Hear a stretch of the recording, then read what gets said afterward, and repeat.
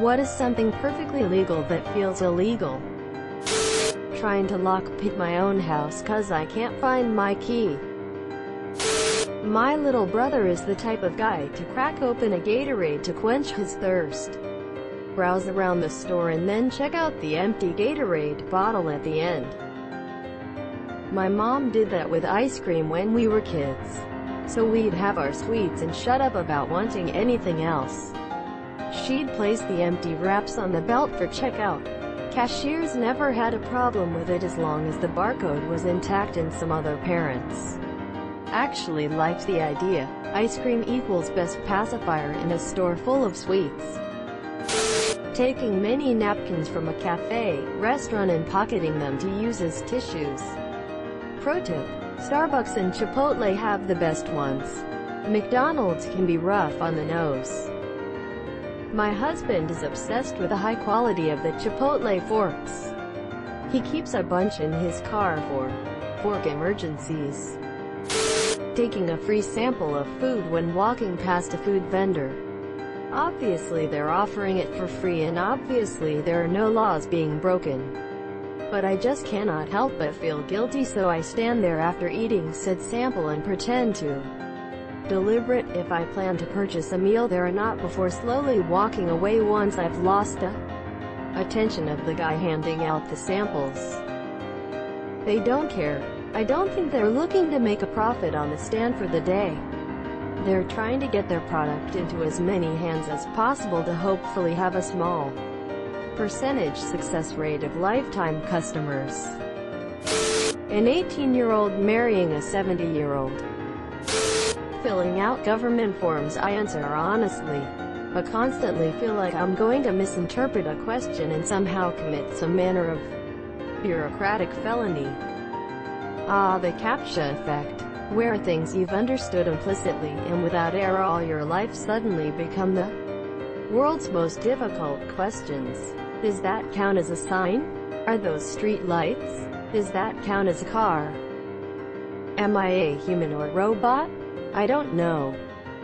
Is the information you've provided in this document full and truthful? MOTHERFUCKER.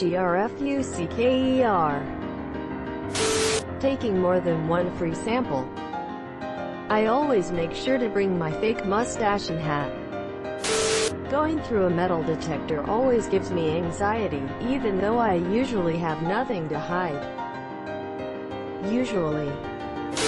Turning left from a one-way onto a one-way with a red light. Going into a store to use the restroom without buying anything. Bringing home a newborn infant. I still can't believe they do that at the hospital. Okay, here's the human. Off you go. True story. My first child was a C-section baby. Lots of build-up leading to the surgery. Surgery goes fine. After all the basic checks, they wheel my wife off to recovery, swaddle my son, and put him in the bassinet cart. All the medical staff moved on to their next thing and left me standing there with him. I actually stammered to a nurse, what do I do now? I remember this feeling as a new mom when I was in the elevator on my way out of the hospital, bringing my baby home. That's it? They're just going to let me take her home? Quote, it was weird.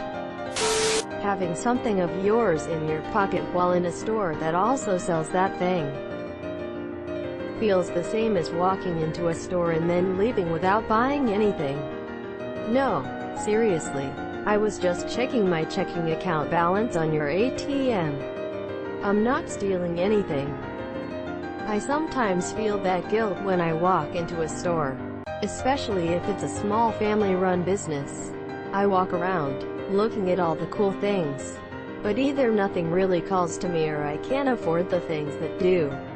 So I feel guilty as I walk out, as I did really enjoy browsing the store, but they got nothing for that enjoyment. I need to get over myself.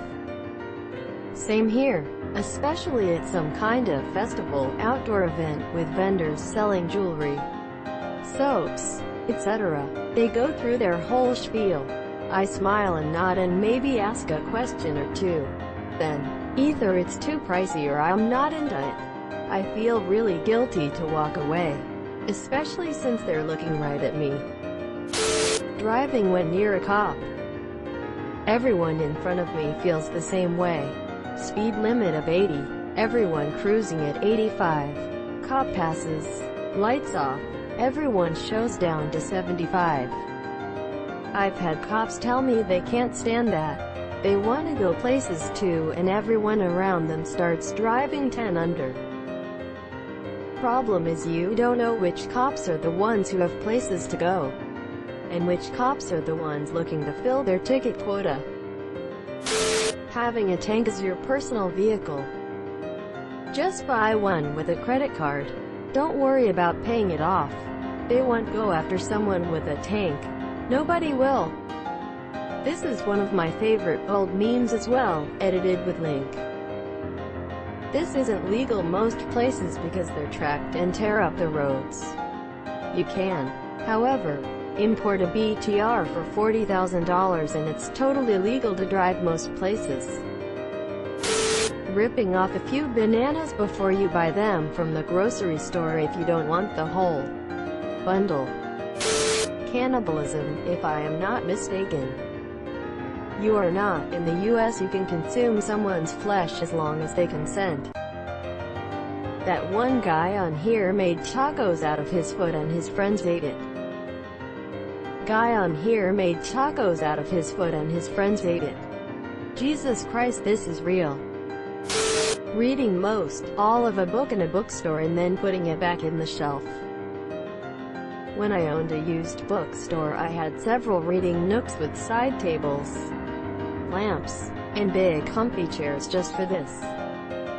I'd argue that it would help more than hurt a business, especially if you found a way to monetize it, like by adding a small cafe-esque deal where they could buy pastries and drinks.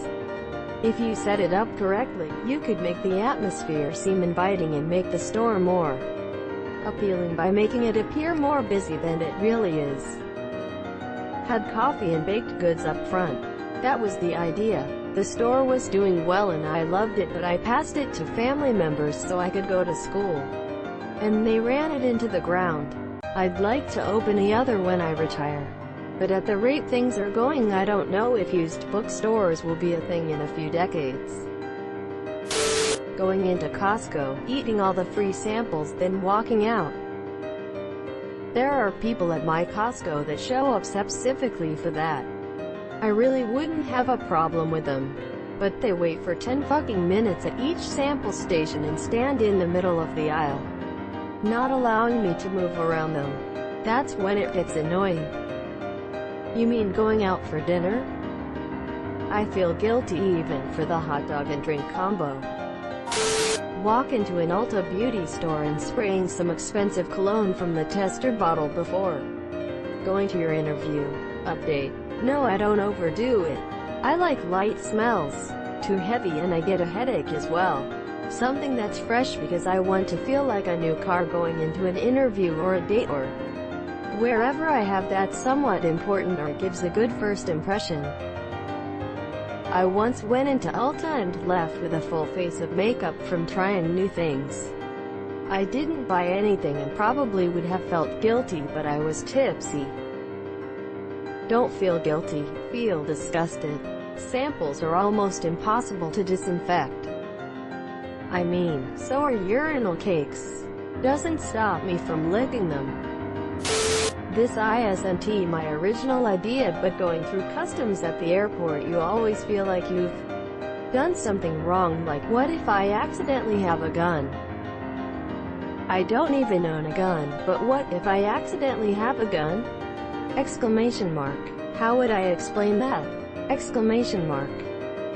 Is this pen I packed on the list of banned items?